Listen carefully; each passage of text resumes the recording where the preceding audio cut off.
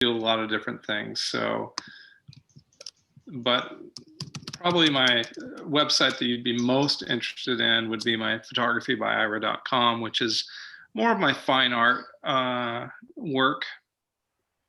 I've been a photographer now for full-time professionally since 1989, so however many years that is. And more recently, my work has really been focused on the fractal patterns of nature, botanical studies in particular. And the idea behind that work is that we live in a very stressful screen environment where we're bombarded with blue light that creates anxiety and stress. And the natural beauty of nature can profoundly impact people's lives by triggering alpha waves in the brain. But I do I do commercial work, I do video production. I'm currently working on a project with a group of students, directing and producing 30 videos for a major company.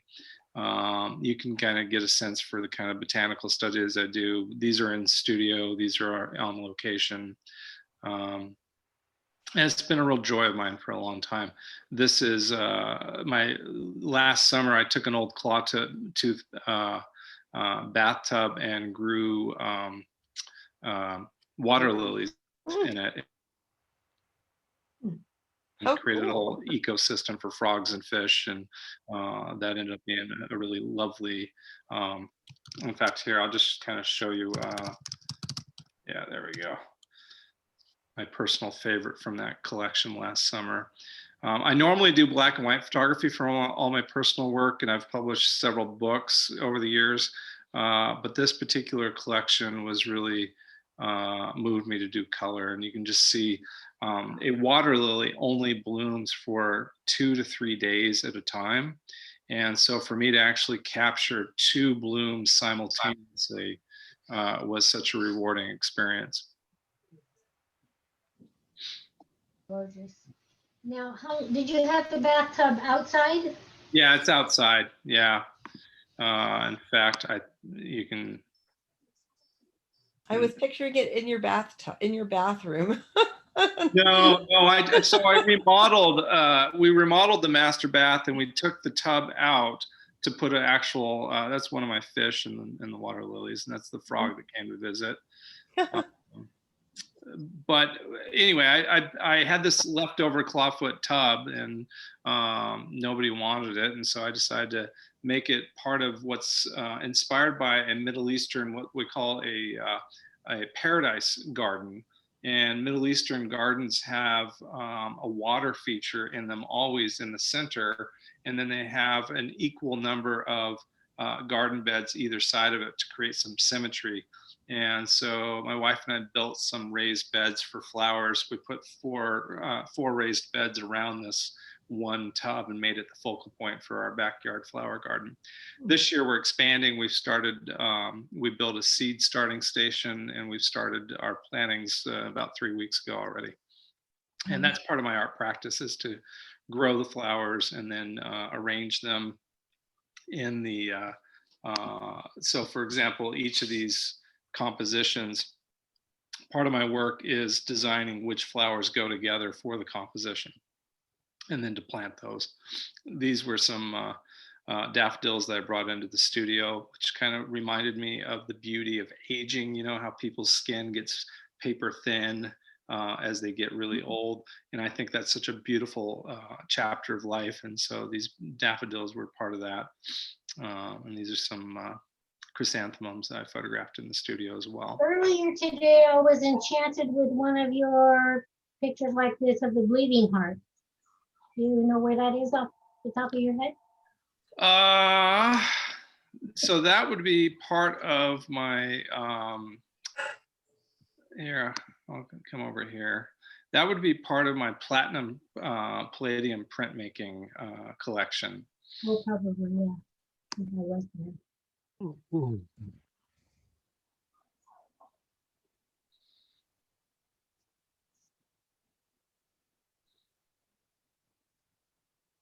I do dance photography has been a part of it, part of my career, very important part of my career. I've also published a book of New York image street photography that was created over an extended period of time. So this is a composite image that was made into a platinum palladium print that involved a bleeding heart and some other images. The platinum palladium process is this very time consuming process. So, oops.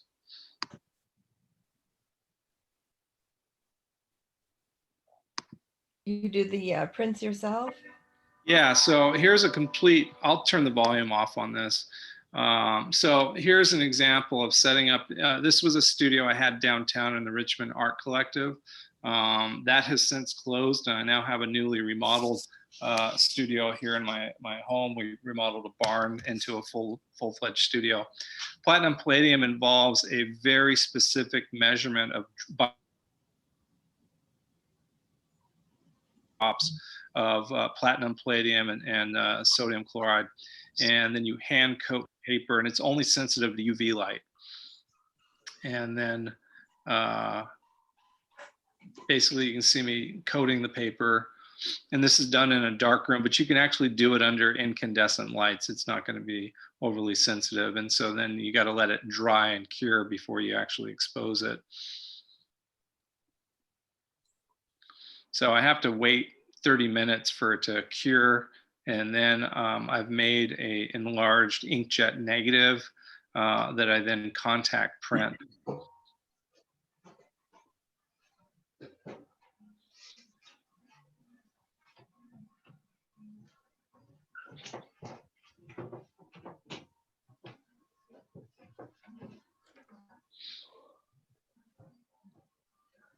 That's an old contact printing frame from the early 1900s, missing a piece. And then the exposure time is a 20-minute exposure time under a UV light box that I built myself.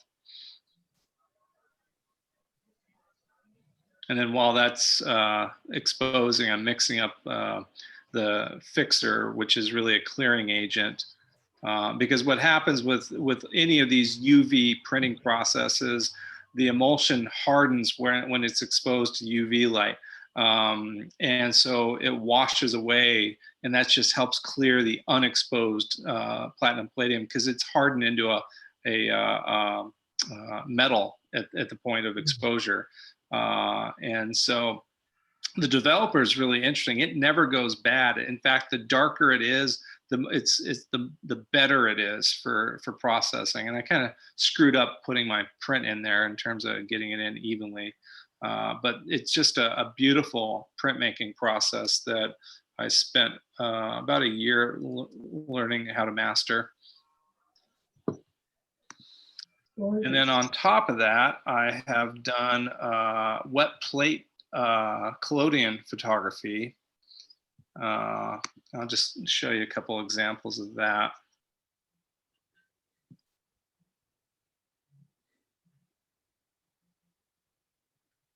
I did a book project with Dr. Greg Roth, a colleague of mine that you may know.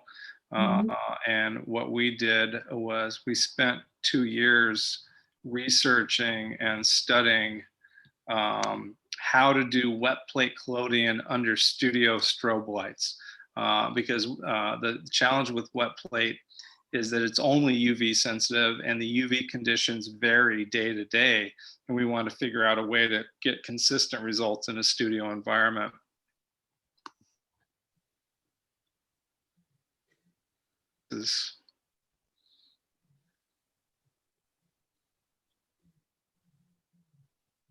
So this was a collection of portraits we did in the studio, and this is a process from the 1870s. Wow. And that's Greg right there. So you hand pour the plates, and it's a really in-depth, you never know what you're going to get. Yeah, you know, it's just always a very unpredictable process, but a really beautiful process. And I've since done more of that recently. Well, as recent as Christmas break, the last time I had time to do any of it, on my Facebook page.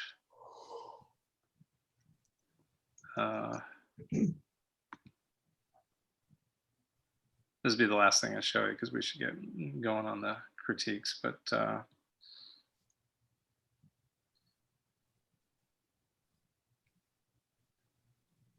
come on.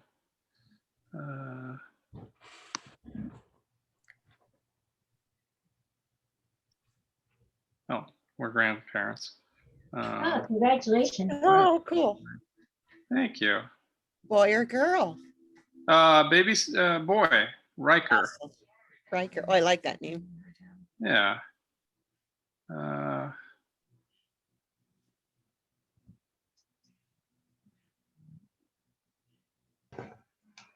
There's an example photographing my parents whenever I'm there at their house. I always make a photo. So here we go.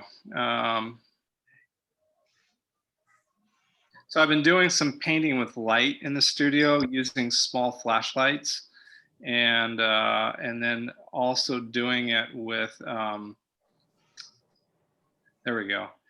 This is a wet plate collodion image, and this is the original digital color image. So that's digital painting with light, and this is the painting with a UV flashlight for wet plate collodion. Cool. So just some of the things I do. Thank you for showing us that. Oh, you're welcome.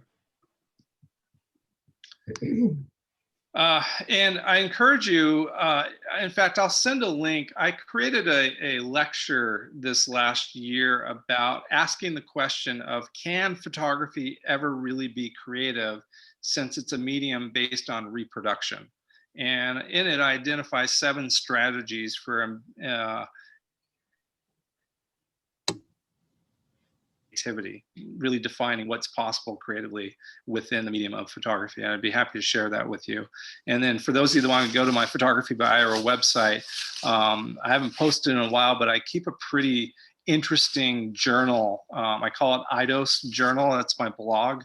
And Eidos is the Greek word for ideas. It's the shape or form that ideas take. And in that, I explore a lot of different concepts in my work. All right, Dennis, where are we starting tonight? Actually, I'm doing it tonight. Okay. And so we're starting at print general color.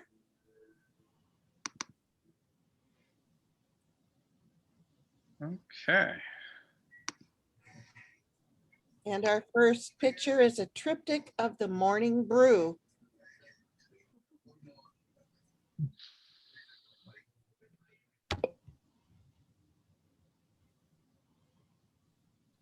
Well, you had me at triptych. I love the storytelling capability that triptychs give us. And the author of this image is creating a cause-effect linear story of starting with the ingredients, going through the grinder and the process, and leading up to the steaming hot coffee mug. And so it's a way of, in a single frame, telling a story, which is one of the 7 strategies of sequencing images together. Really allows for creativity. The other thing that the maker has done is, it looks to me like they have utilized computer graphics to create the context with which these objects that were photographed are placed into, is what I'm guessing. You know, you do see a shadow effect. You see a lot of technique going into this. And what's also interesting about this is, I believe if you look at the famous painting of the Last Supper, there are qualities about this that you will see the geometric progression. And I am willing to bet that the maker, whether consciously or subconsciously, was making an homage in effect of how important coffee is to the human spirit. Some people can't function without it, myself being one of them. So if you go back and look at the famous painting of the Last Supper, in fact, we'll do that.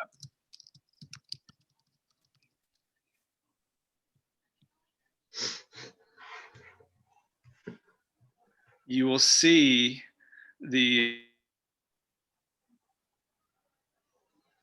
some of those same geometric shapes in that painting that we are seeing in this image here.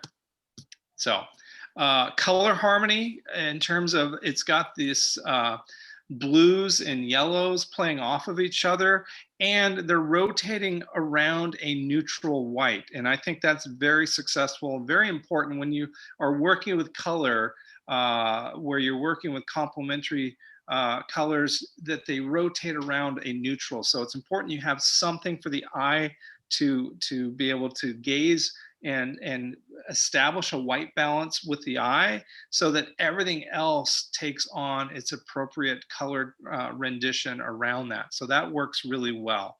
And so based on this, it's got a fairly symmetrical and flat field. Even though it's exuding depth, it's really got a sense of flatness as well.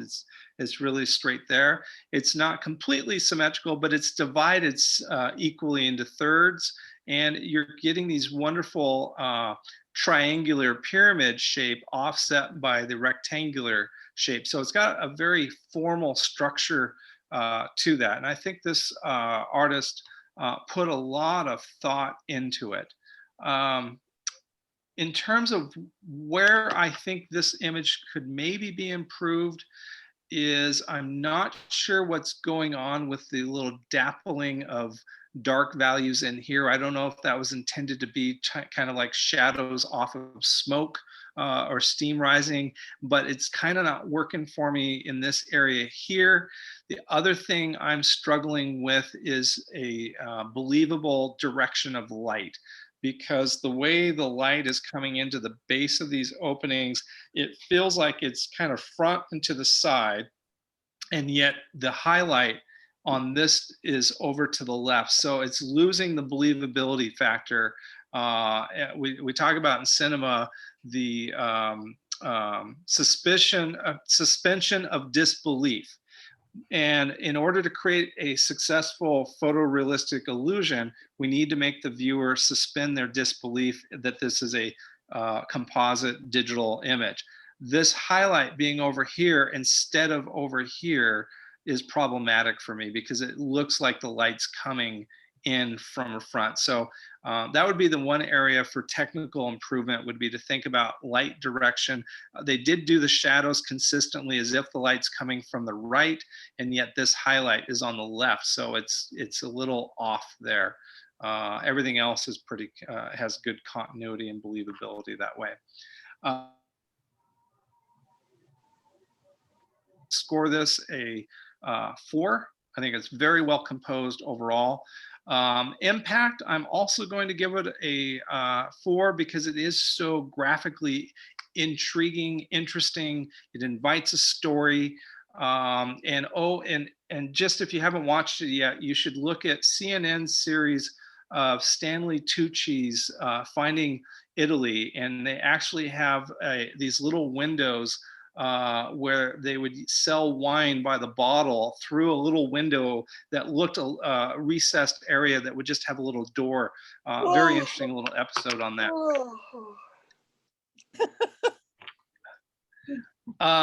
Technical, I'm going to give it a 3, just because I think it could be, the believability factor could be improved. So composition 4, impact 4, technical 3. A Triptych of the Morning Brew by Terry Hamilton, 11 points. Bravo, Terry. Different opinions. Again, so I am so impressed with what I saw in the print competition this month, and I particularly there's a couple of things I think happen with printmaking, and I want to just give you a general comment about the value of printmaking, and that is I think it gives you more time for pause, for self-reflection about the work. You know, we make the camera, we make an image. What's going on? Is that the dog? Um, how Guys, about if we are muted? Can Dorothy mute us? And Ira and I'll just turn our things back on. Yes, Sure. yes, I'll do that.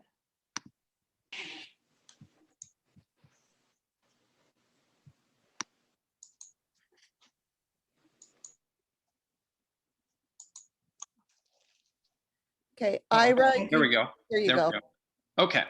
So one of the things I'm really excited about with the print competition. Okay, Ira, I think you need to unmute yourself now. Okay, well, let's try it again. Okay. Okay. Take 3. So one of the things I want to share with you tonight about prints in general is that I think making a print is really allows you to take the creative process to completion. And a image is made 4 times. First, it's made in our mind's eye when we recognize something as interesting, something worth pausing to make note of. We make it a second time when we compose it in the camera. We make it a third time in either the digital darkroom or a photochemical darkroom where we recompose and crop and frame. And then we make it a fourth time when we share it out to the world and let the viewer interpret that. And so I think that each time we add more steps to our making process, we dive deeper into the creative process and we get better results. For me, my creative process is not done until I've made a test print that I'm happy with. And what I've noted is that oftentimes when I think an image is ready digitally and I make a print, it's not right to make a few adjustments. The image always looks better after I've made the print that's right. Whereas the digital image will tend to look good no matter what, because we have transmitted light tickling the rods and cones of our eyes that will go, wow, that's great. But that's great, but I don't have anything to compare it with. Whereas the reflective light of a print that we have to live with, that allows us to see nuance. And I'm so glad that this club is still maintaining a print category, because I do think that will get your work to the highest level. That said, what I love about this image, again, is the storytelling quality and the fact that it's creating layers. We call it shooting through layers. And so, for example, this car door gives you this voyeuristic experience of feeling like maybe this person's in a cab in an urban city. You see an outdoor table and people having coffee, interesting character with his hat on backwards, another person having an interesting conversation, leaning into it. It's got layers and layers of potential story happening in there. The challenge for this image, and there's not a lot the maker could do about this, but the challenge is, does it have strong impact? And the reason it's a little more challenging is because you've got 4 elements and you've got this vertical line that is basically splitting this image down the middle. And so you've got symmetry that isn't guiding you to any particular viewpoint, no particular focal point that's going to really give this frame as strong an impact as you might have hoped to have. And that's where, even if you had an arm of the person sitting, you know how somebody sits by the car door and they've got their elbow up on the car door, and maybe a watch or something, just that element of relationship of the near far would just enhance that just a little bit more. In terms of technical, I feel like the highlights are a little blown out. I'd like to bring those back down in post-production a little bit. And I'd like to just kind of overall just tone it down just a little bit more, bring the texture into the hands a little bit more, bring in the highlight detail in the beard and the back of this man's head a little bit more. Could be really a way to strengthen that. So overall, I'm going to give it I feel bad. I'm going to give it a 3, and I don't think it's the maker's fault. I think the only thing they could do is maybe add that arm element in, but I just think it's almost perfect scene, but not quite. And I'd drive around the block a couple more times and see if something developed. For impact, I'm going to give it a 3, and for technical, I'm going to give it a 3. Different Opinions by John McLaughlin, 9 points. If we have time later, I'll share an image of mine from New York that has a lot in common with this image.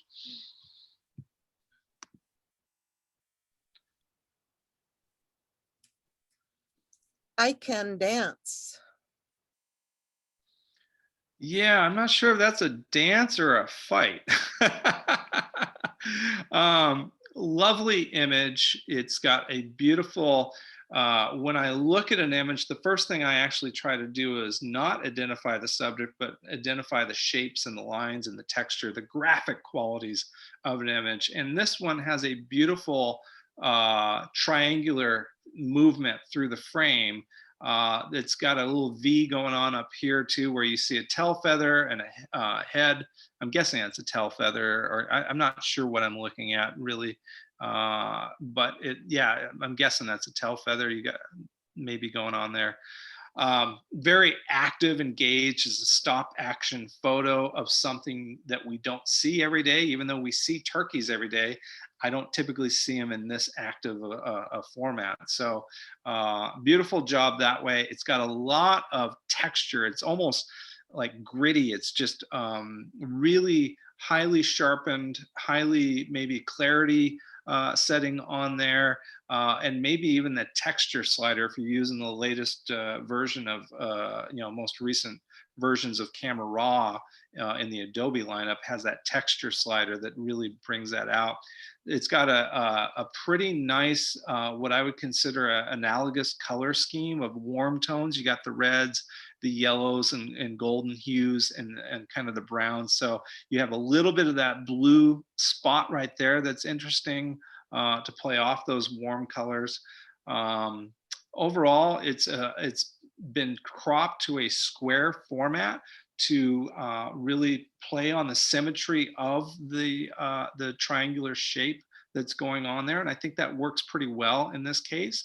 I might have wanted to see a little bit more room because this tail feather coming up to the edge is distracting me from the heart of the image, which would be up in here. And you can see that there's a little more space on this side than there is this side. So to maximize that symmetry, I'd widen it out just a little bit further. Composition, I'm going to give it a 4. Impact, I'm going to give it a 4. And technical, this is going to be tough. I'm going to give it a 3. And the reason I'm going to give it a 3 is I think the maker went too far. And I think that I would take it to this level and then back it off just a little bit more to give it a little bit more of a photographic look and less of a pen and ink drawing look. It's just, and I am the king of making things look like pen and ink drawings. I love sharp, gritty texture, but I'm learning to tone it down just a little bit, go this far and then back it off. I Can Dance by Donald Burnell, 11 points. Great job, Don.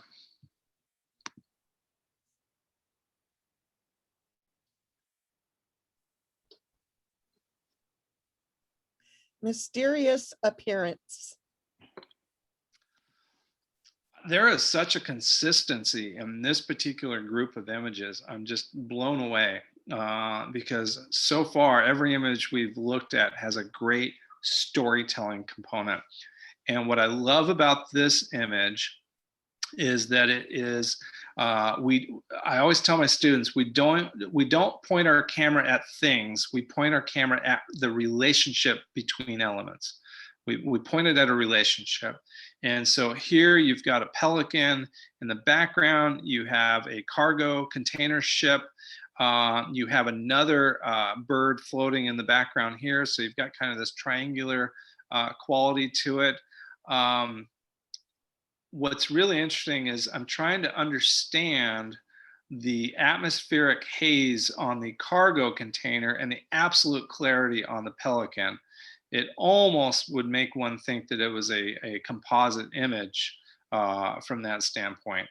I don't know, and I'm not, I mean, I do see an appropriate amount of motion blur happening here, but I am seeing some weird little bit of highlight edge, a little over sharpening maybe happening going on, but there's just a little edge here.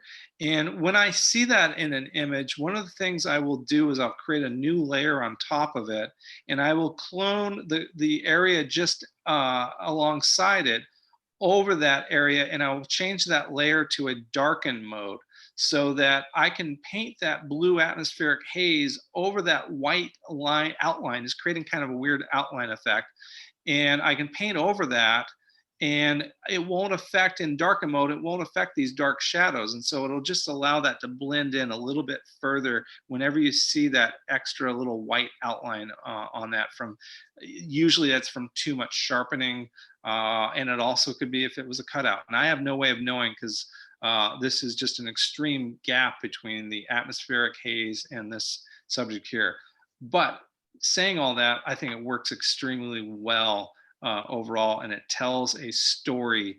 My son and I used to spend summers down in LA, and I had an uncle that would loan us his boat, and we'd take the boat through Los Angeles and Long Beach Harbor and go up right next to these giant hulking crafts. And it was just an amazing experience. And the pelicans are there, and it's lovely. I think compositionally, I might have opened this up a little bit further to be able to put that perfectly in the 1/3 quadrant. Right now, there's a little bit more space over here. I think I would have just opened it up a little bit more in there, but that's a very subtle. I think it's got strong impact, and it definitely works really well. I'm going to give it a 4 for composition, a 5 for impact, and a 3 for technical. Mysterious Appearance by Dora Davis, 12 points. Good job. Shuttered Beauty.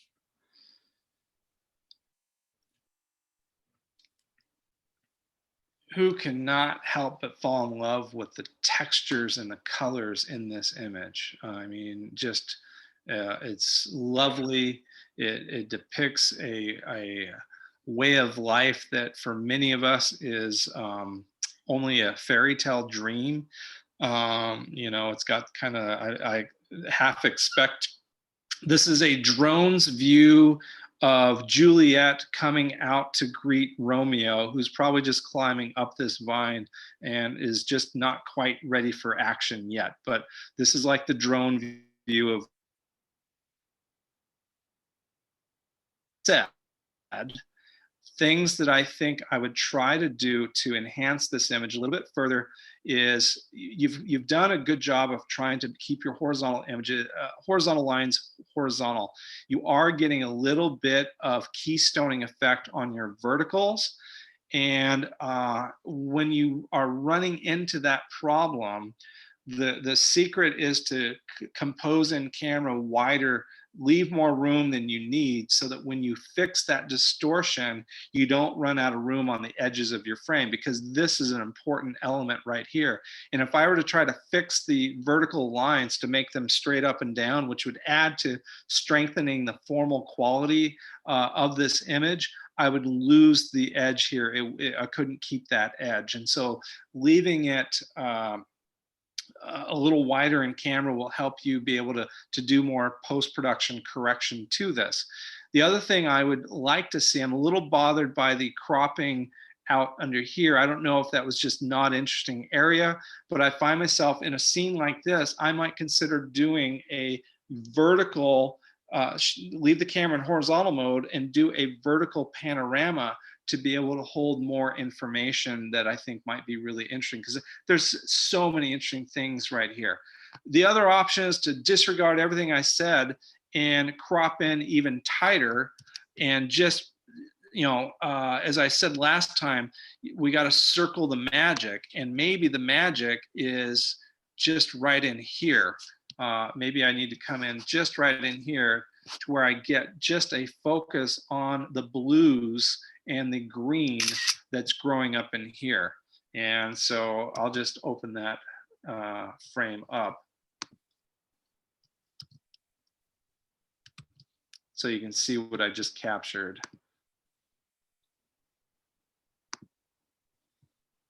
Oops. Come on. Oh, there we go.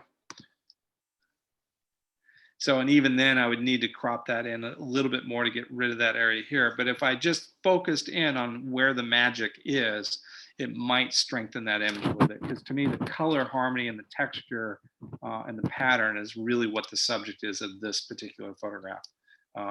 Beautiful overall. And I think to me, it's worth making it a wider panorama. I want to see more of the greens. I want to see that walkway. I want to see a little bit more of the scene. So, okay, that's what I have for you. I'm going to give it a 3 for composition. I'm going to give it a 4 for impact. And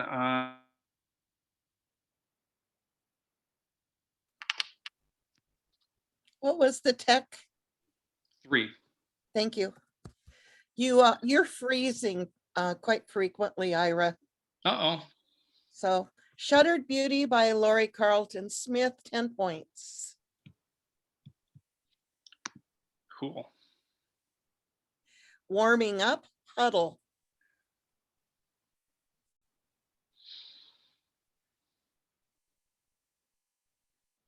Stunning image. I mean, I don't even know what to say about this image, in that it's so beautiful. The texture and the relationship of the oranges and the blue in the sky, the softness of the sky, the softness of the feather texture.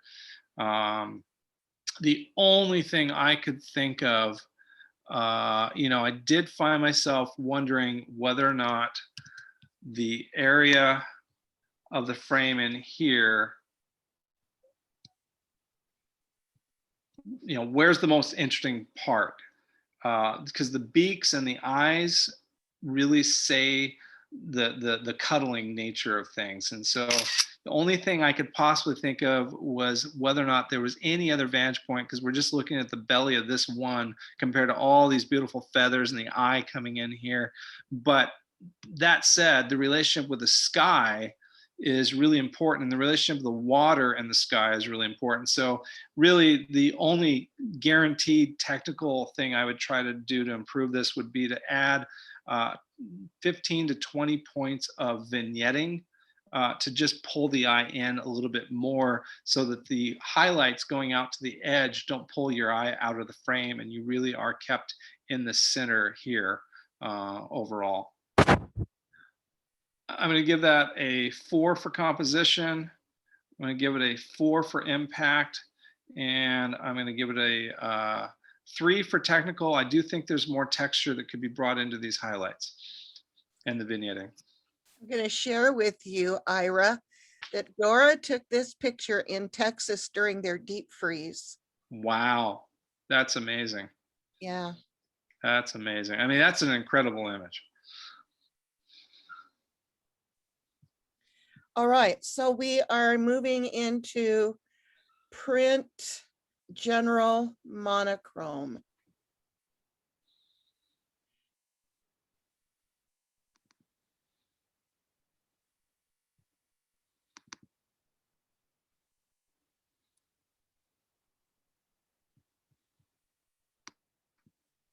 And our first picture is air sac of frigate bird.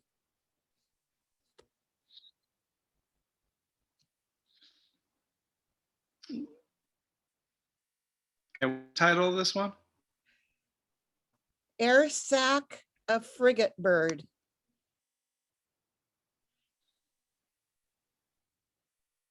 Okay. You know what? I'm going to take a moment and try to jump on a different. This network doesn't seem to be doing so well. So I may jump off and back on a moment, but hopefully that'll improve. Let me see if that helps.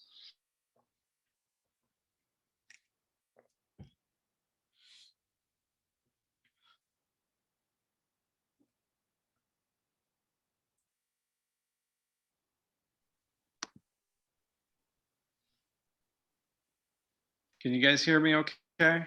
Uh-huh.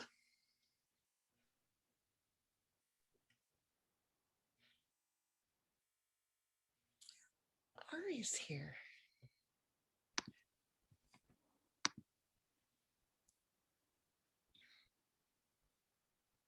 Oops.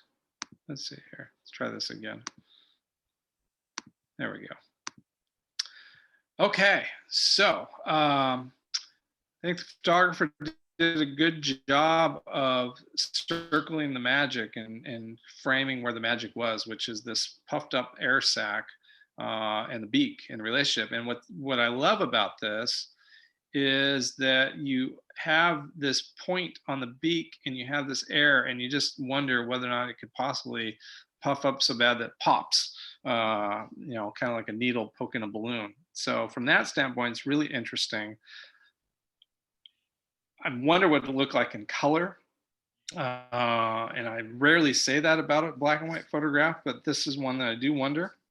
I do wonder what shadow detail we might be able to pull out of this a little bit. And I understand the goal to keep this whole area here, but I do find myself wondering whether or not this might be more of a pleasing movement as a horizontal. Um, just because there's nothing happening down here other than busy texture that's pulling my eye away from the magic. And so just to show you what I just did. Oops.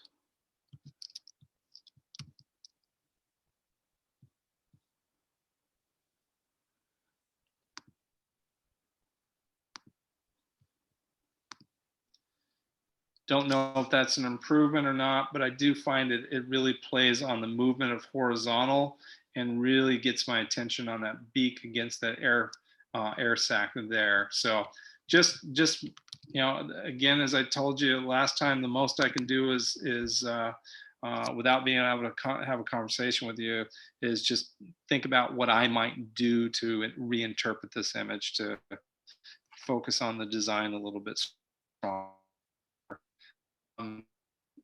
Composition, I will give it a 3. I'm only going to give it a 3 just because I think for it to have more impact, it needs just something.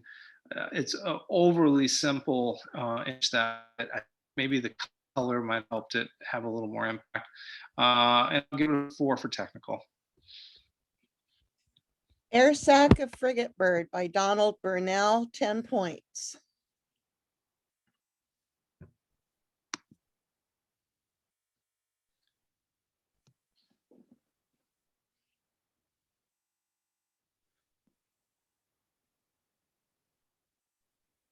Aspen winter.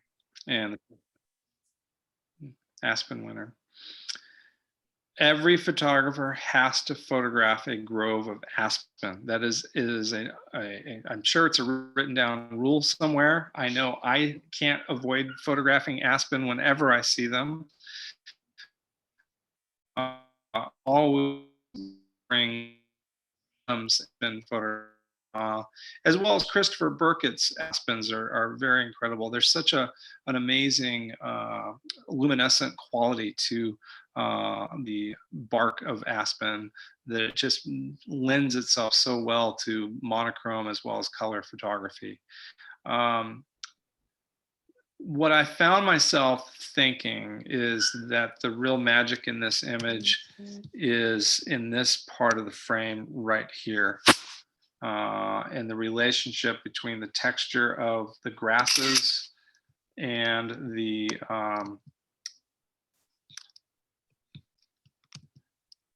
vertical lines of the branches,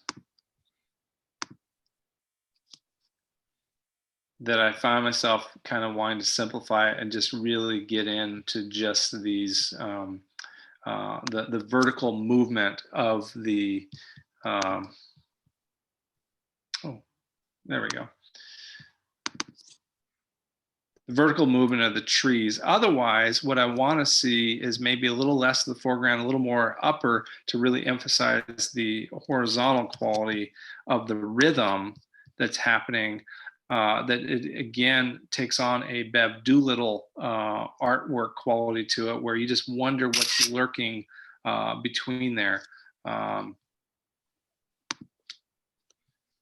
I'll just share that other crop that I just did.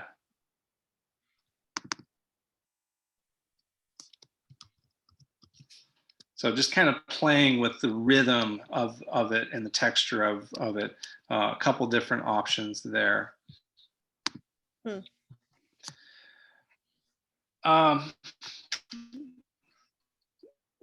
Composition, I'll give 3. Impact, I'll give it a 4. Technical, I'm going to give it a 3. I want more out of this image than what it feels like. There's just a little bit of a what I call too hot, a little too much brightness and not enough concentration of a focal point of brightness. And that's where we have the ability. Ansel Adams would have dodged and burned the heck out of this image. He would have pushed down these areas over here. He would have pushed down this area, and he would have really just kept this as this glowing, luminous quality that takes on a spiritual quality. That really, that's what nature photography is about. It's about elevating the human spirit to a spiritual plane and seeing creation happening. And there's just so much beautiful stuff going on here. So 3 for technical. Okay, so we've got Aspen Winter by Lori Carlton Smith, 10 points.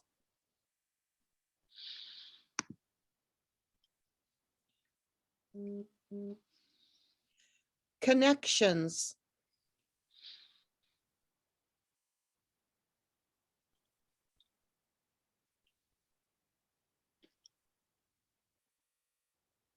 My initial reaction is I love this image. I love the subject matter. I love the way it confronts us with the analog mechanical world of the past that still has to be present, but so many people don't get to see it. We have what's called lights out manufacturing, where robots are operating the machinery. But if you go into a factory, you go into any major production area, you will still see these mechanical connections happening that are just beautiful. And this particular image really reminds me of the Lewis Hines image of the man with the giant wrench. And it also reminds me of watching a steam locomotive, that sense of movement that's there. I think the maker of the image was very good at mapping the tone range of the highlights, midtones, and shadows in this portion of the image. I find myself wishing that there was a little bit of a dodge in this area to really connect the dots, if you will, to create that strong triangular movement. And you also get this 90-degree angle, and then you get this 45-degree angle in here that's just really powerful. I do think the maker made a beautiful decision of going with a square composition to really emphasize this sort of movement happening in here, but also the equilateral qualities of the circles. And whenever we view circles, we are really discovering the archetype of the self.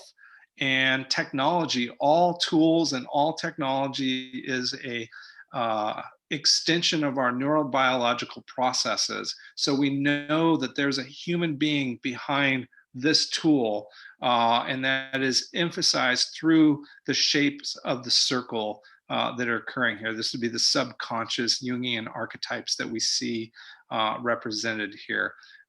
So I think it's a very profound, very engaging subject matter. I think it's a well-composed image. I'm going to give that a 5 for composition. Give it a 3 for impact, just because I think it could be, well, no, I'm going to give that a 4 for impact and 3 for technical. That's where it needs to go. So 5, 4, 3 on that. I really would love to see the maker bring these circles out just a little bit more, but beautiful job on it overall. Connections by Tim Lesser, 12 points. Bravo, nice work. Okay, now we're going into print subject color.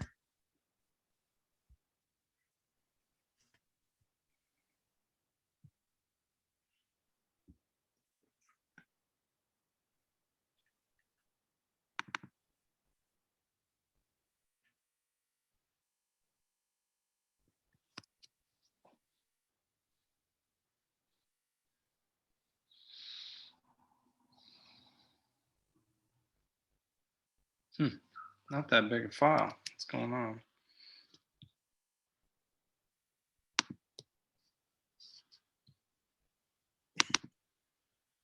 There we go. Okay, arise.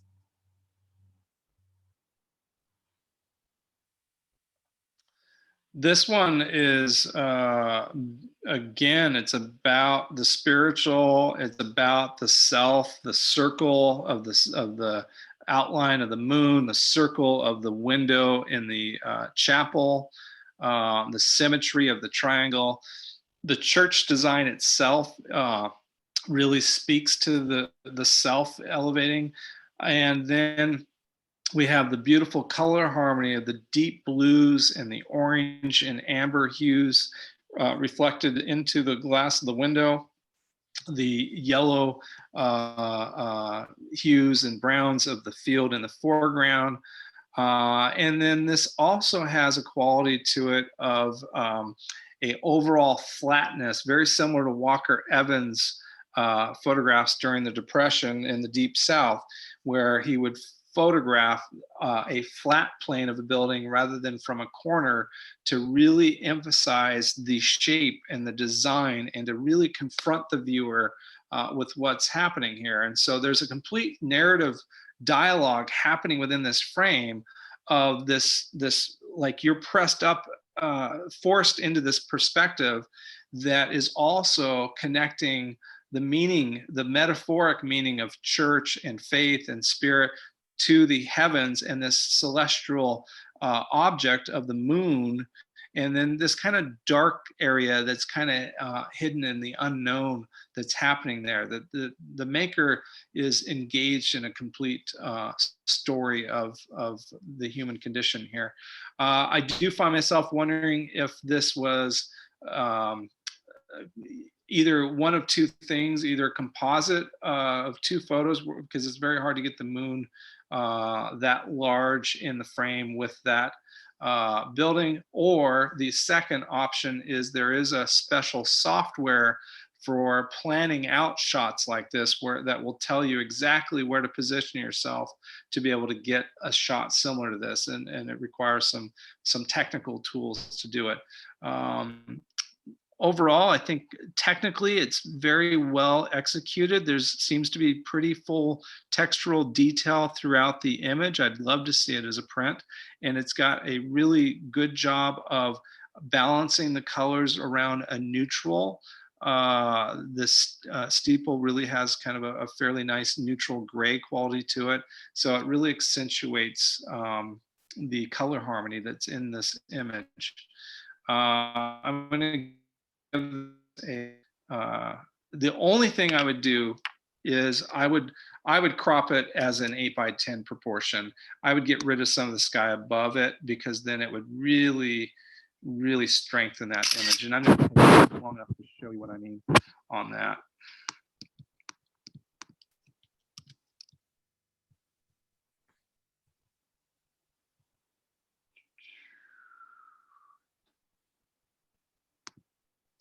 Nope, there it is. just a little closer, an 8:10 proportion would really strengthen that up just a little bit. Whereas this is the camera's frame proportion, a little bit longer in there, and it takes me beyond where I need to go. Although if you're Buzz Lightyear, you're going to infinity and beyond anyway. So I'm going to give that a, I'm going to give that a 4 for composition, give it 5 for impact, and a 4 for technical.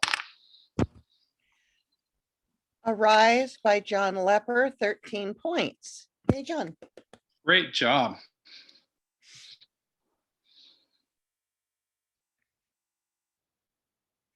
Clouds on the Pond Array.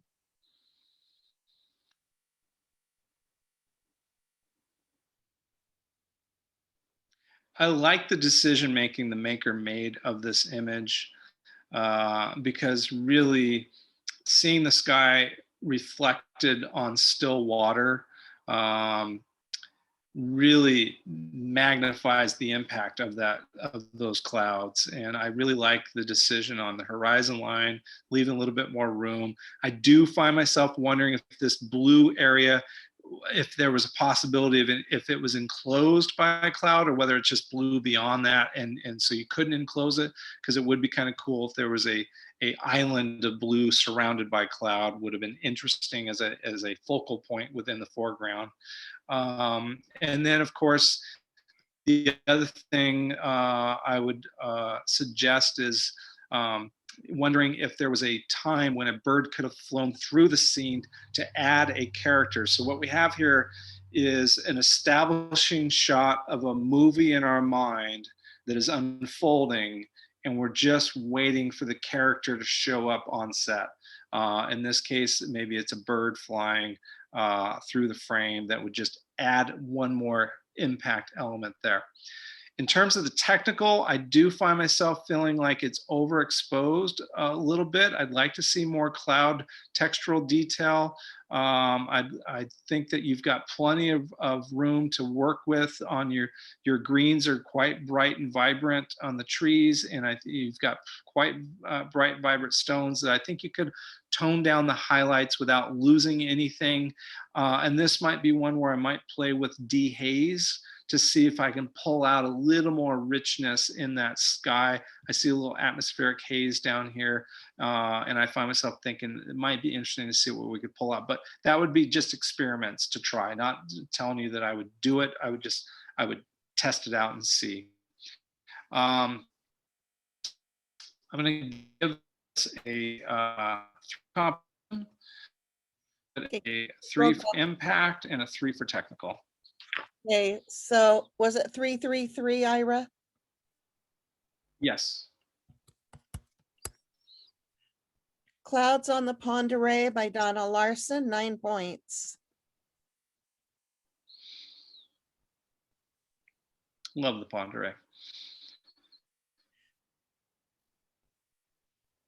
Encroaching. Oh, those are mammary. Oh, yeah.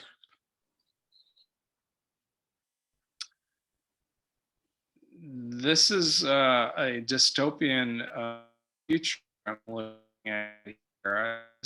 Like, You guy, broke up I'm a very little badly frightened. there, Ira.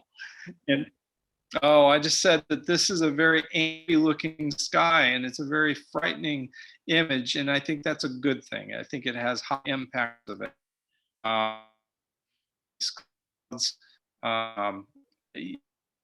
it'd be interesting if you could construct that cloud out of cotton balls, and balls, and it just texture or shapes was just a really interesting image.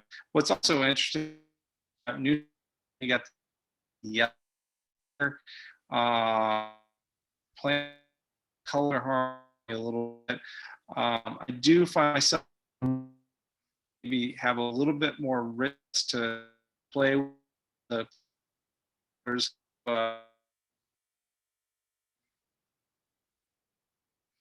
Ira, you're freezing up and your sound is very sporadic.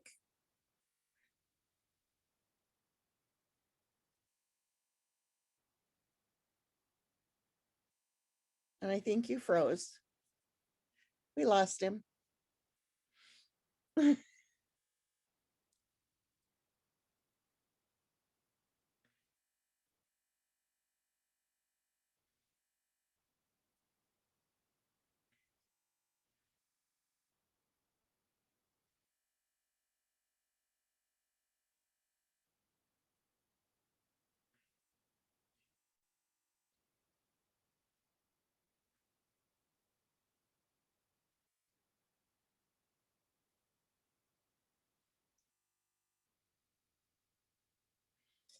Now you're muted, Ira. And now he's gone. Oh, I'm back. Can you hear me now? yes. Okay. Maybe I should have just recorded my critiques. Anyway, I think that there's a really strong saturation. I might pull that back just a little bit. This is where I like to use vibrance rather than saturation to keep it within a range. On the other hand, I'll respect them if they say this is the impact, the wow factor, the fear factor, because yellow combined with green becomes very similar to a Mr. Yuck sticker. So that's a very ominous color that we biologically respond to. It's got beautiful movement to it. It's got a nice formal composition. Technically, I'm bothered by the clarity is creating that along the ridge line of the sky. So it's a little over that way, unless you do the tech I talked about earlier to try to mask that by cloning in the blue on. And now I'll find. And I'm the only one here. No, I'm here. You just keep freezing, Ira.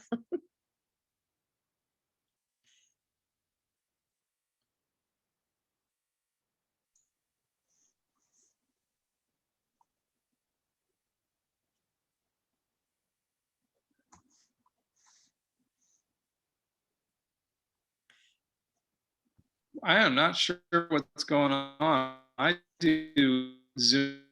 I was on Zoom for 6 hours earlier.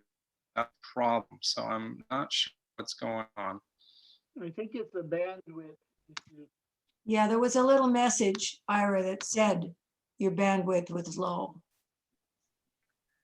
Yeah, it's strange. I don't know what's going on. I had 6 hours of Zoom meetings that were flawless, and tonight we're just having nothing but problems. I apologize. I'm going to go ahead and score this. I think it's a 5 for composition, 4 for impact, and a 3 for technical. Encroaching by Elaine Giadoni, 12 points.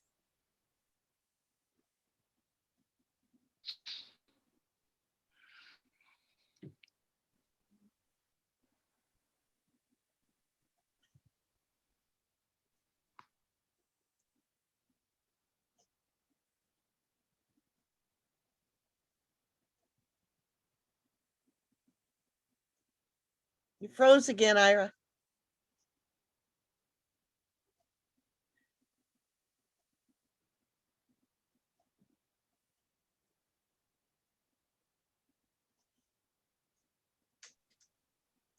Do you know where he's located? I do not, Butch. So Elaine, do you know what kind of clouds those are?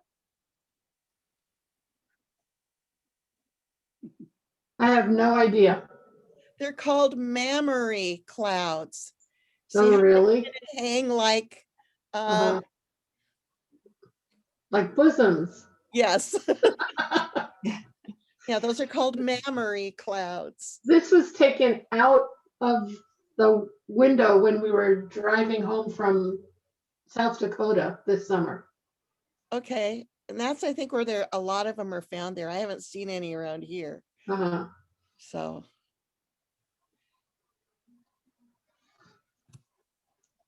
It's beautiful. Thank you. oh, it's absolutely amazing. Just this ominous feeling. Mhm.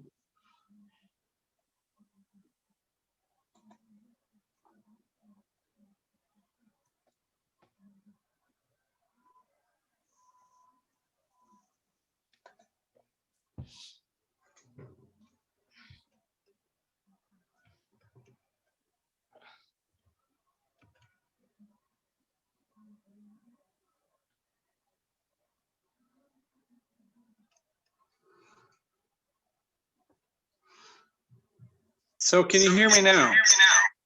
Uh-huh, I hear two of you. I tried to mute There you go. myself. Can you hear me? Okay. Yes. All right. So here's what I'm gonna do. I'm trying to do the audio from my cell phone and the visual from the computer. Okay. Okay.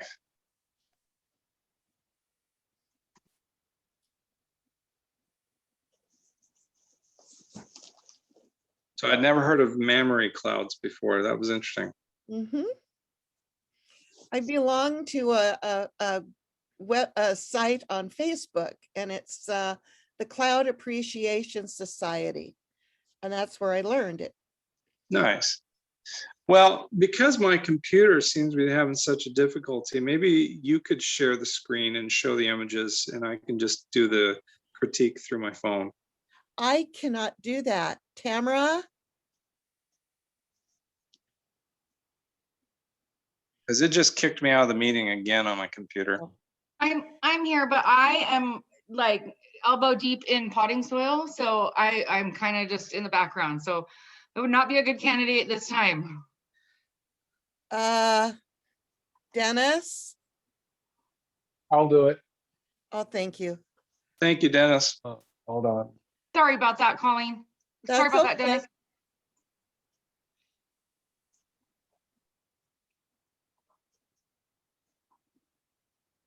Okay, do you see it? Not yet.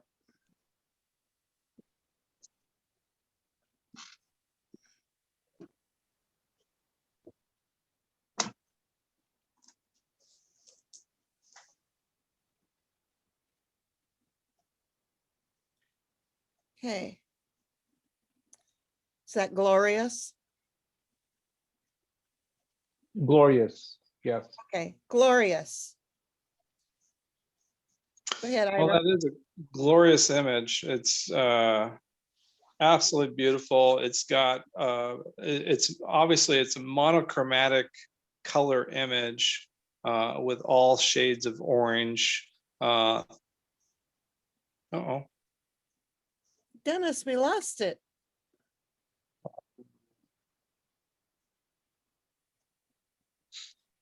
Dennis, it disappeared. Hold on. There it is. Thank you.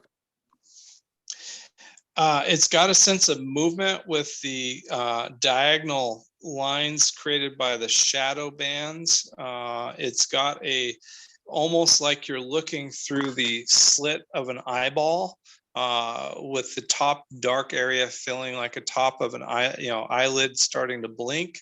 It's just got a beautiful majesty to this image. I think it's well composed. A good use of a panoramic proportion of a long, wide image.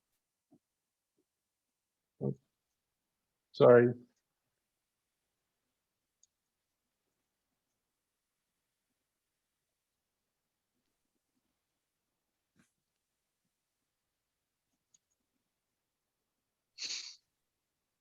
Okay, you got it? Yep. Okay, sorry about that. I'm trying to clean up my desktop. Oh, we can't see your desktop. We can't see your messy desk. But you feel free to change the image if I'm going too slow. So that's fine with me. Anyway, I think it's a beautiful image. It's got high impact. I think it's been well handled with the exposure on it. And it's got a nice sense of movement. So I'm going to give it a 5 for impact. Oh, I'm sorry, composition. I'm going to give it a 4, 5 for impact, and a 3 for the technical. Glorious by Sister Madonna Booter, 12 points. Fantastic. In the park. Oh, wait, excuse me. In the pink. Thank you, Tamara. In the pink. So what's really interesting is we go from this euphoria of heaven to a surreal landscape of Alice in Wonderland, and I'm half expecting Oompa Loompas to be coming down the river. It's it reminds me of, well, of course, it always reminds me of Mike Busby's work, but before that, I knew a guy that did color infrared photography before anybody was into it. Ray Bozanko was his name, and I admired his passion with which he pursued it, a desire to see the world differently.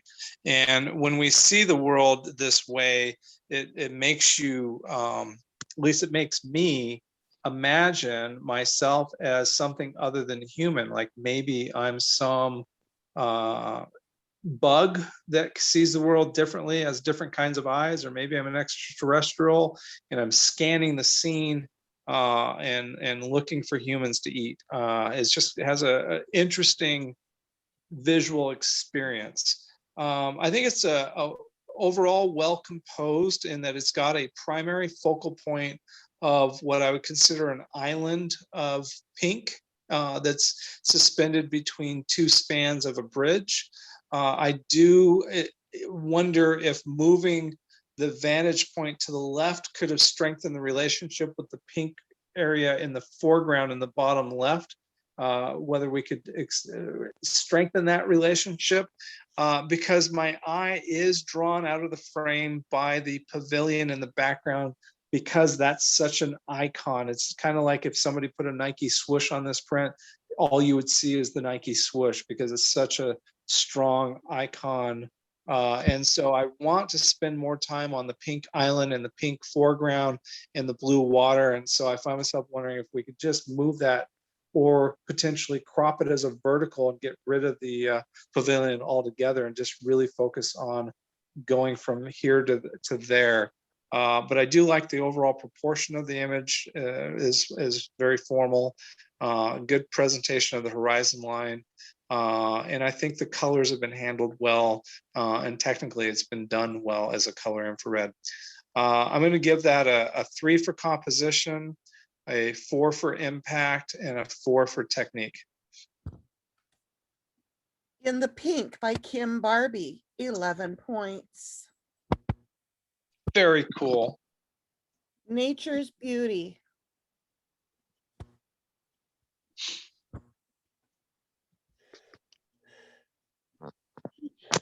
So the maker of this was clearly thinking about the subject of the month, and in terms of that, what a brilliant sky, clearly admiring the connection between the sky, the mountains, and the red rocks, which create a beautiful color harmony. And the only thing that I feel like there's two things if I were to try to improve upon this image.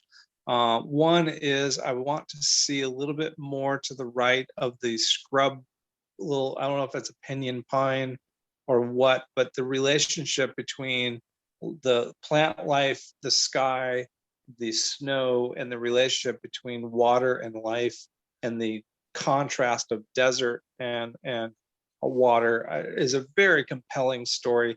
And so I find myself wishing to make it as a panorama, to where you could get a little bit wider view to bring in that green pinyon pine, or what I'm going to call for it. I don't know what it is. And then the other thing is whether or not there'd be an opportunity to have a human figure on that cliff could be an interesting, but that would be just a pure personal choice on that, not a criticism at all. I'm going to score this as a 3 for composition, a 4 for impact, and I'm going to give it a 4 for, give it a 3 for technique. Oops. Got too many numbers in that spot. So it's 3, 4, 3. Yeah. Nature, okay. Nature's Beauty by Terry Hamilton, 10 points.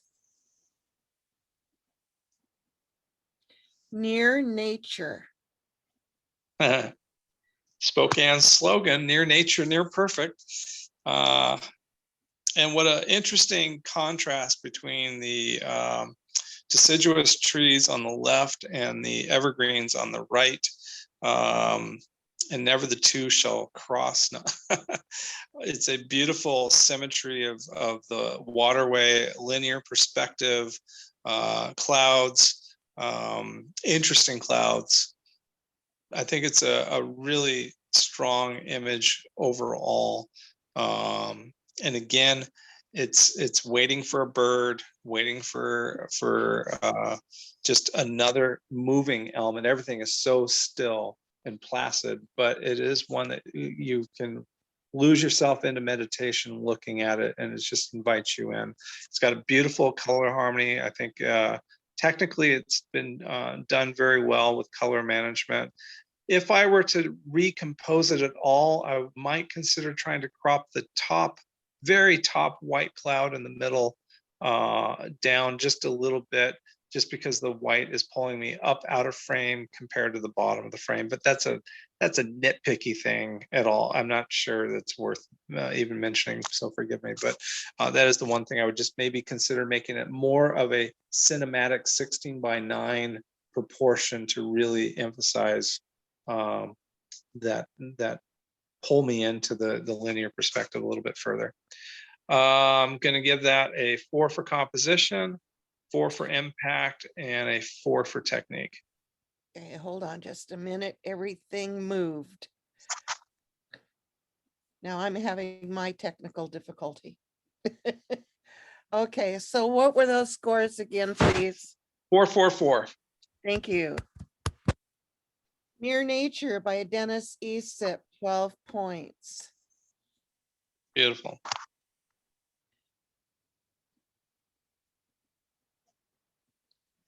Plain Sky.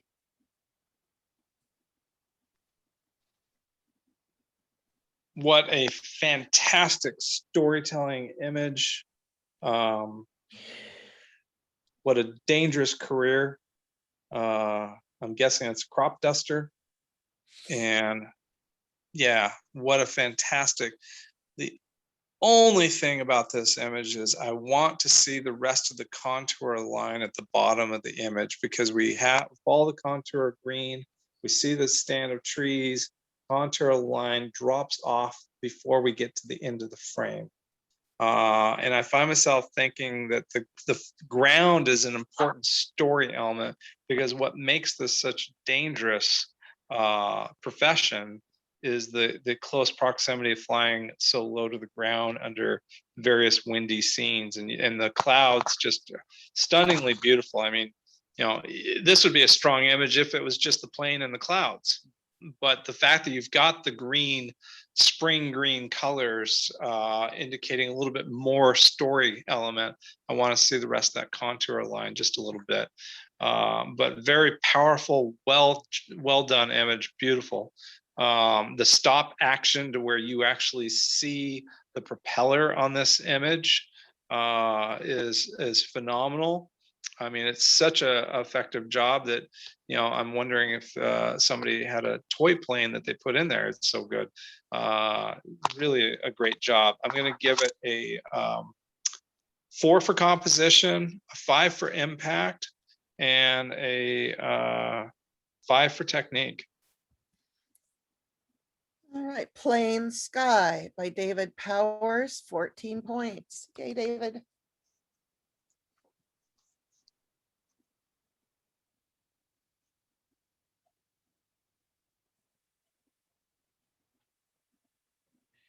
Stirring.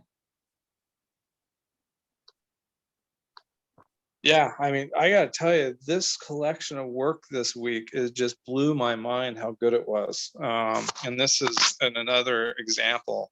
This could be there's a strong narrative structure. You can almost get a sense of a Stephen King novel. And it's done exceptionally well. The time of day, the color grading of the light and the sky and the building, the fact that you get a obstructed view, but you do see a couple points where you can see through the structure, and then the way the birds are around the building, very intentional maker of that image. it really just works extremely well for me.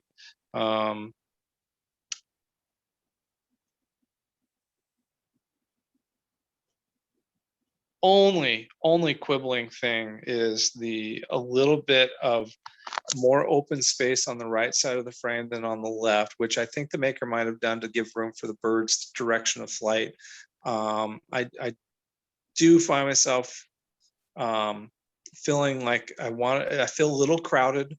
I'd like to be a little bit wider, just a skosh. I mean, this just a skosh, which is like a gnat's width, more width to it. That said, that's looking for something to suggest. So I'm going to give this a 4 for composition, a 4 for impact, and a 5 for technique.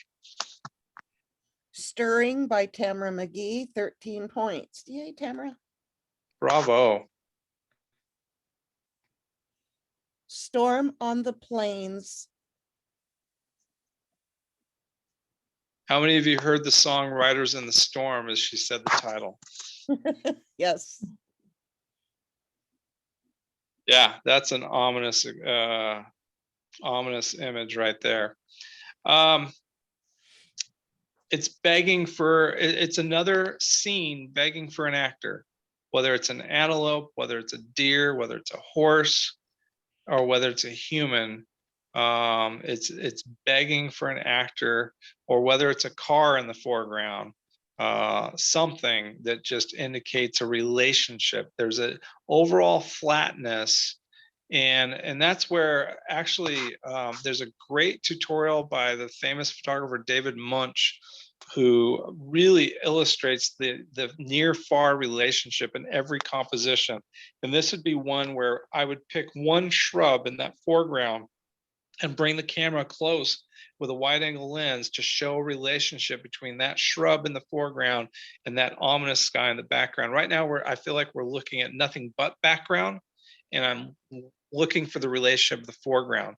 That said, we are looking at a layered cake as well. It's like a cream cake with multiple layers in there, which is very interesting. And I think the maker did a nice job of handling the color in the foreground, the oranges, the yellows, the olive greens that are in there. I think they did a pretty good job of handling the cloud, although I think you could probably pull a little more depth and texture out of the middle brightest hotspot area, could pull that a little bit more. But the biggest thing is I do think getting a foreground element would really strengthen that. A good example of that would be Ansel Adams' famous image of the boulder field in front of the mountain range. And I'm looking for that shrub in front of the plains with or the scablands with the huge cloud.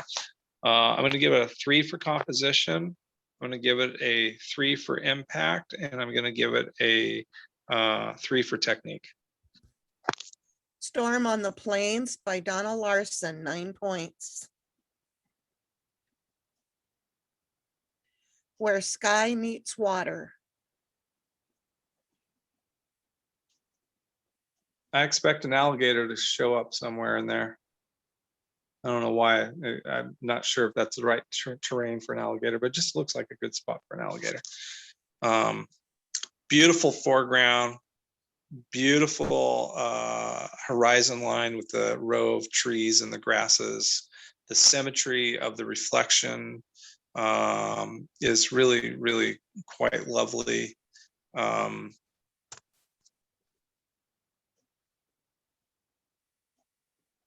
Yeah, I'm not sure what else needs to be said about it. Technically, I think that it could be, I think it's a little hot in the yellows and greens. I think those could be toned down just a little bit. And that's where a real good trick, by the way, when you're working with a color file of a color photograph, is to apply a black and white conversion adjustment layer and change that layer to luminosity. And that'll add an extra dimension. If you ever look at a photograph and break it into its luminance and its color channels separately, you'll find that there's very little information in terms of three-dimensional depth in the color itself. And I feel like the yellows and greens are so coming at you that they're flattening out the image unnecessarily, whereas the blues and the clouds in the foreground have beautiful depth to it. So I just think there's a little bit of dimension that could be enhanced through doing a black and white adjustment luminosity mode layer. I'm going to give that a 4 for composition. I'm going to give it a 3 for impact and a 3 for technique. Okay, Where Sky Meets Water by Lori Carlton Smith, 10 points. All right, we're moving into print subject monochrome.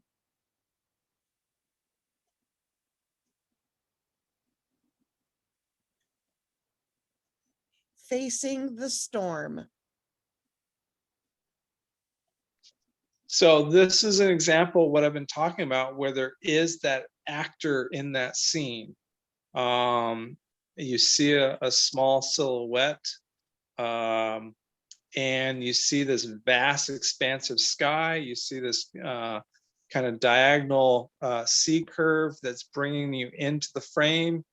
The only thing I would try to do is raise the camera up higher. I don't know if it's even possible, but basically get the person before their head merges with the dark horizon line of the ridge line, so that you get a clear outline of the entire figure in the mid-gray values of the beach that's there.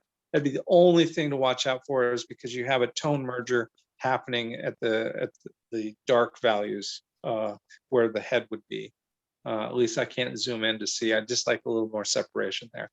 But overall, I think it's brilliantly handled. There's a beautiful atmospheric depth to it, intensity of contrast in the sky, just very dramatic image. And so I'm going to give that a 4 for composition, 4 for impact, and a 4 for technique. Facing the Storm by Elaine Giordani, 12 points. Nice job. Floating Away. So this almost has a monochrome infrared feel to it, made really well known by the work of Minor White in his black and white infrared work. The skies are, the blue sky is almost black. At a bare minimum, it's a deep red filter effect on this image that is really enhancing the overall contrast. And it's also really creating the relationship of the road to the sky. And it's the classic travel image. It's the classic escapism image of going on the long road trip. I personally would like to have seen the photographer, if this is truly as sparsely populated a road as it appears in this photo, I would have liked to have seen the photographer standing on the yellow line in the middle of the road to make this photo, as opposed to off to the ditch on the side. I think that would enhance it a little bit more. On the other hand, I do understand that they're using that line element to come out of the corner of the frame. And so from that standpoint, I can see some real intentionality to it.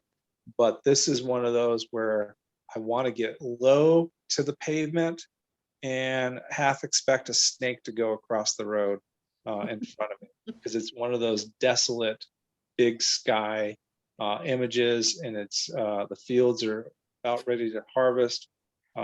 Beautiful tone range overall. I'll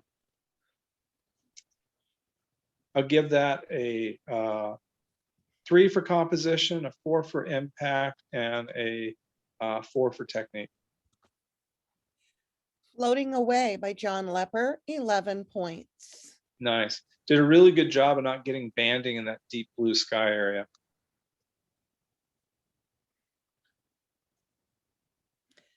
Jupiter and Friends. Are we still in the age of Aquarius? Maybe. Maybe.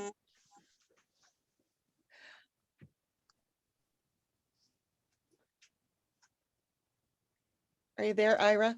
I am. I'm just, so the primary focal point, first of all, it's an awe-inspiring image, as virtually any night sky photograph that's done even remotely well is, because I sleep through most of these scenes, and rarely am I in an area where I can see it with my naked eye. And in fact, I don't know if I've ever seen this many bright spots with my naked eye ever.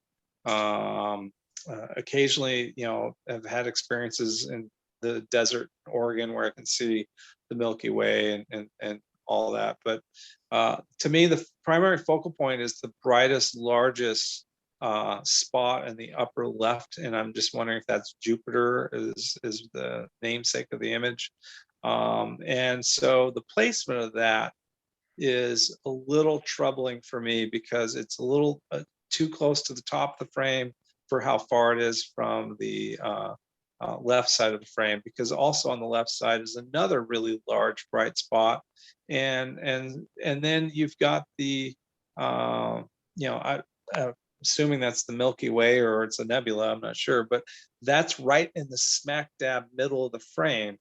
And yet I find myself wanting to go further to the left and further up in the frame to widen the field of view just a little bit more, because I think the maker was struggling to decide between, they wanted the silhouette of the trees at the far right, which you don't see towards the middle of the frame as clearly.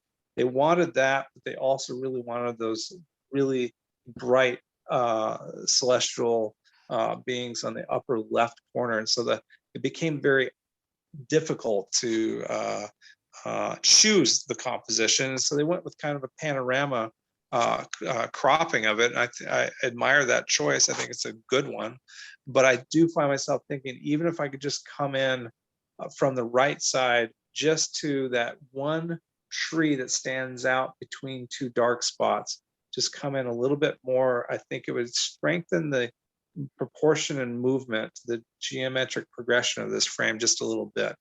The tone range is beautiful as this monochrome. You got solid blacks and all kinds of grays, all the way to specular highlights.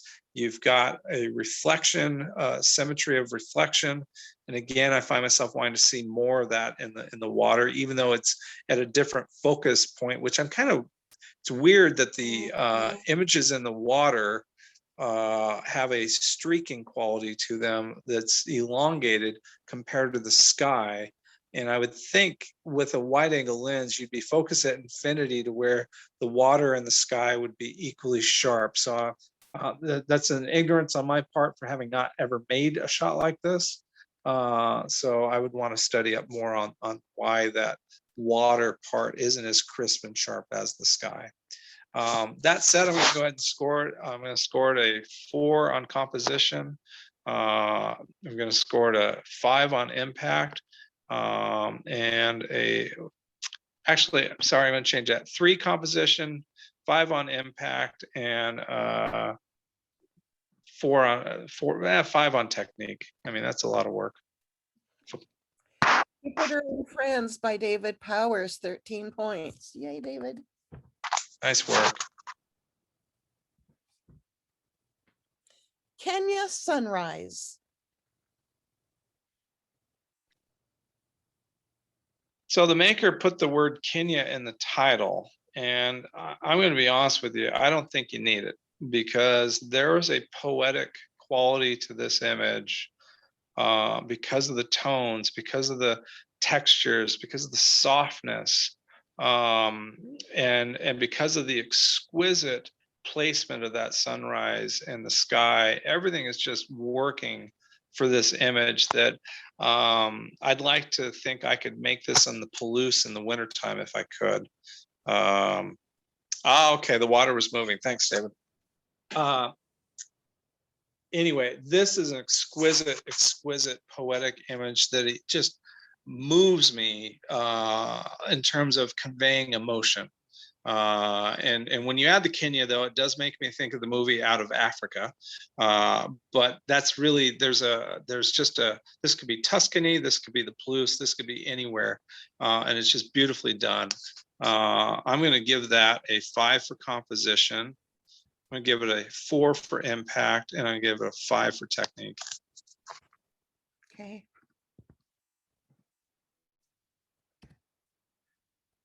All right.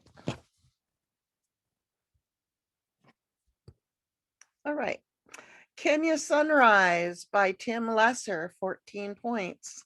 Yay, Tim. He's a poet at heart. Yes. Night Light.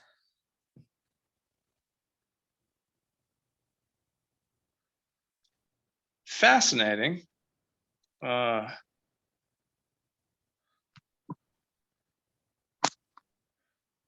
actually turned that image upside down, and I actually think it works better at 180 degrees. And the reason I say that is because the visual weight is heavier on top of the frame as it's presented this way than it is on the bottom of the frame. And it just, I think it would be a stronger image rotated 180 degrees. It's got a bit of what I call a bullseye composition. It's really a straightforward, high impact image that I find myself thinking the other thing I would do is just crop out the clouds at the top and really make it be about a circle shape and almost portray the moon as a marble, a glowing globe, or a sun that's rolling on a path on a surface, and just completely move me out of nature into this kind of abstract reasoning space of being by just getting rid of the clouds at the top. Would really change the orientation. And really, when I do that, I really see the contrast that creates the circle, the bottom of the circle, which to me is very, very interesting. And there's a glow emanating from that circle on the bottom of the frame. So I find that very, very interesting to me. It reminds me compositionally of the Japanese flag, the rising sun flag design, and it's got kind of a banding of 3 layers, which we quite often see in flags as well. So there's that quality to this image that makes it interesting to me. I'm going to give it a 3 for composition, a 3 for impact, and a 3 for technique. Night Light by Sister Madonna Booter, 9 points. I love Sister Madonna's consistency of subject matter. She just expresses herself well. Skies on the Rocks. Magical scene, like magical. That middle cloud reminds me of looking at a ginger root, and aren't clouds fun for the ways they remind us of other things? Minor White said we photograph things for what they are and what else they are. There's a beautiful kind of explosive quality of almost watching milk bursting out of the water that's going on there. I am bothered by the framing at the top middle of the frame. I feel like there should be more blue sky beyond that one cloud, just to give it a little more space in the frame on that. Very interesting, the desolate rock and then the water and the clouds, very interesting. The horizon lines in the middle, which is emphasizing the symmetry of the reflection. And I'm okay with that. I just think I'd like to see it a little wider on that. Composition, I'm going to give that a 3. Impact, I'm going to give that a 3, and technique, I'm going to give it a 3. I think that tone mapping, a little more work could be done on the highlights. Skies on the Rocks by Dennis Aesop, 9 points. Our last picture for the evening, Thunderbirds.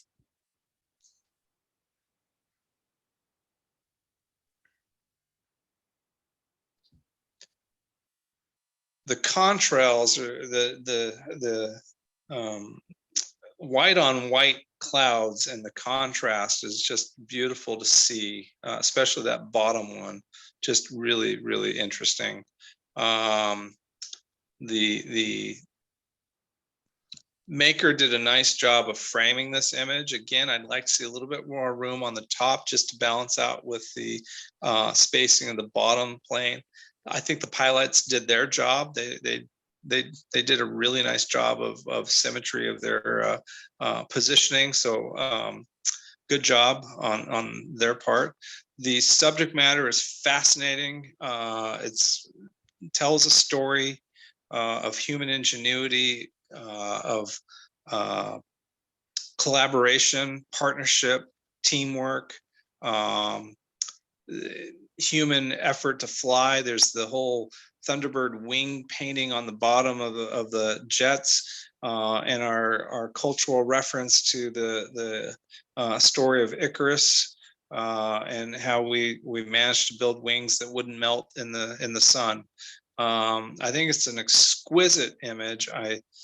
Only thing would be that top of the frame, just opening that up a little bit further so that the cloud had a little more room, because the magic is really the birds in the clouds, the humans flying in where the clouds are and where humans aren't naturally meant to be.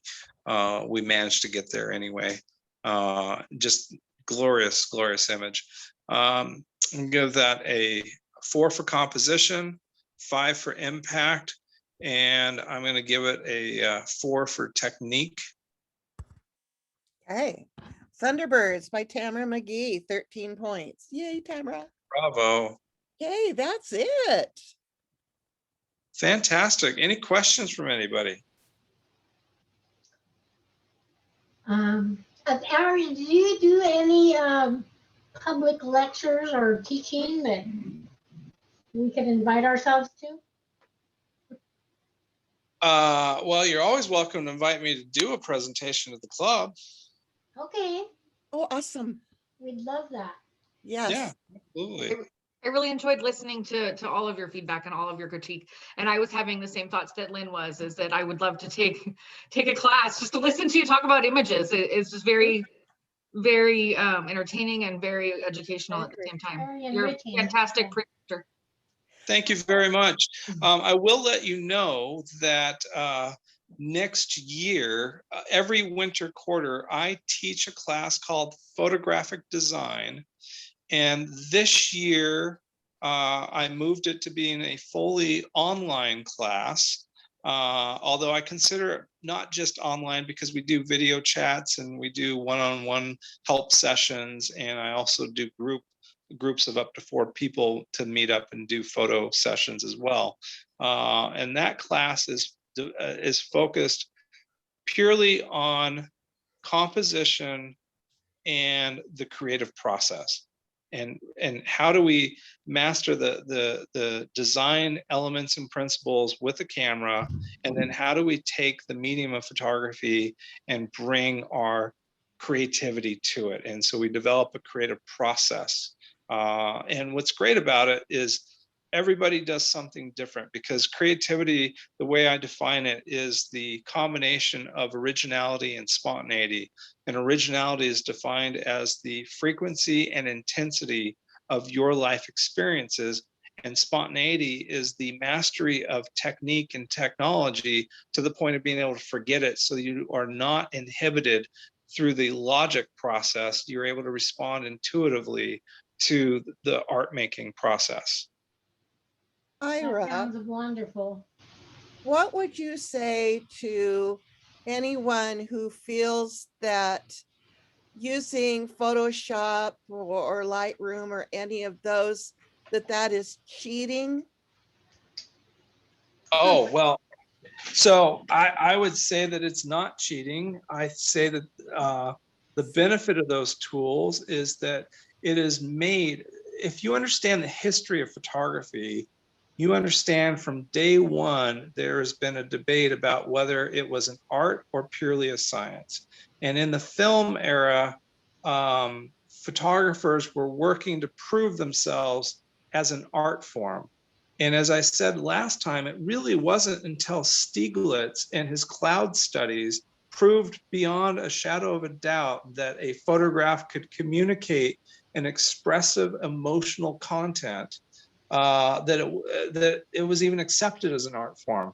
And so you had photographers that were trying to embed, they would do the intentional soft focus and the cliche vert, and they do pictorialism, and they would do anything they could do to show the maker's mark, the brush stroke, if you will. A painter has the advantage of we can see the brush strokes, but with photographic medium, particularly in the film era, it was a photochemical process that you had to work to reveal the maker. Well, what Photoshop has done and Lightroom has done is it's given us this completely plastic medium. It's a different medium from still photography. It is completely, it's got its origins in photography, but it's really a completely much more like painting that gives us the tools to create expressive imagery. And I think if we understand that the goal of every photograph is to translate the maker's emotion into an expression that resonates with an audience that can share that emotion, then we don't even worry about those things, right? Where we worry about it is if we're trying to do documentary photography, where we're trying to do photography that will have some sort of legalistic testimony quality to it, in which case we do need to live within some frameworks more closely with film photography than with digital photography. But even then, I have known FBI photographers and I've talked to forensic photographers, and I say, with digital photography, how can photography be deemed evidence? He says, well, it's never been deemed evidence by itself. It's been deemed testimony of the photographer. And so it still possesses a lot of believability, but you heard me describe this idea of suspension of disbelief. And I think that's what photography does, is it suspends our disbelief. We think it's real just by virtue of the sheer detail, the infinite detail that it has the ability to show us. I work equally well in film photography. I still have a darkroom with 3 enlargers. I have cameras that range from 35 millimeter up to 8x10. But I also am every bit as excited to work with these digital techniques because I can be so expressive with that. And I can use it linguistically the way a writer has always been able to craft words into images, to be a poet, to be able to manipulate the language to express something creative. And Photoshop and Lightroom gives me those abilities at a far higher ability that not all of us could be Jerry Uelsman and do it in the darkroom. I don't know if you remember, I think it was in the late 90s, National Geographic got a whole lot of people, I can't think of it. For moving the pyramid on the cover. For moving the pyramids closer together so that they would fit on the cover of the magazine. 1982, yes, that was in the 80s, okay. And they should have been criticized for that. That is the problem I think we do deal with. I am troubled in a consumer culture. Advertising has gotten so outrageous in what's believable, and frankly, when I think about travel magazines, I think you have to be very careful with that, because how often have we spent a lot of money to go to a location, to stay at a resort, stay at a hotel or a bed and breakfast, or how many of us have bought a house and it didn't look as nice as the photos on the ad? And we've made this major financial decision largely based on photographic evidence that was falsified through over manipulation. Yeah. But I give a whole lecture that deals with the ontological and the philosophical debates about photography as a medium, whether it's a medium, can it ever be a medium of truth? Can it ever be truly creative? These are the questions that we ask. And I think your best work is done by approaching those boundaries of the medium itself. And those are the things we explore in my class, which the class is Photo 112. It's offered winter quarters. I am offering, although I think it's full already, I do a digital photography class spring quarter. It's digital 2 that really goes into compositing and using creative tools, color grading, and it's also kind of a Photoshop master power user class where I teach students how to build actions that can really streamline their editing to get rid of the redundant processes of Photoshop editing. So much to learn. I feel like a little beginner. Yes. Well, thank you so much, Ira. And thank you, everybody, for putting up with our technical difficulties. And it was well worth it. Really appreciate Ira's education as he goes. It's just really meaningful to. Yes, thank you, Ira. It makes it very interesting. Thank you again. Oh, Thank my you. pleasure. I really love this group, and it's just so great to, it's such an honor to be a part of the photographic community in Spokane. Do you realize that this particular club was started in 1932 at the same time that the famous F-60? Really value your community. Thank you for having me. Thank you, Ira.